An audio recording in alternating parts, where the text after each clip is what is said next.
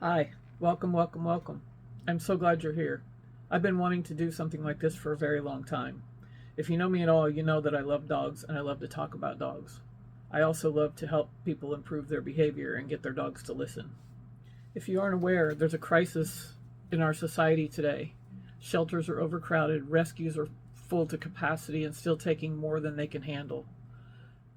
The goal of my company, How to Speak Dog, is to help dogs that are already in homes stay in their homes and to help dogs that are in rescue become more adoptable. Quite often, dogs are relinquished to rescue for behavior problems that can actually be fixed. Many times, the dogs that are relinquished are of adolescent age, between 8 and 20 months. These dogs typically have behaviors that are temporary until they get through their adolescent stage, but that's not a well-known fact. Society has led us to believe some things that just simply aren't true about dog behavior. In fact, there are techniques out there that are still being used today that can make the dog's behavior worse. I want this group to be a place where you can figure out what goals you have for you and your dog, learn tips and tricks to help you reach those goals, get any questions you may have about your dog's behavior answered, and dispel a lot of those myths that society has led us to believe. Living with a dog with behavior problems can be very stressful.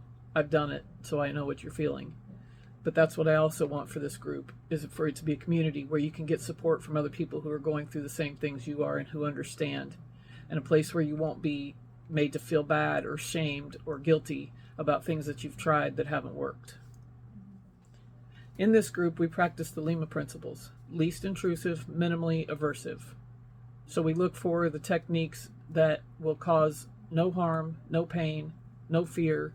We don't use tools that use shock or prong or anything that can hurt or harm the dog, mentally or physically. If you've used any of the techniques I just described in the past, it's okay.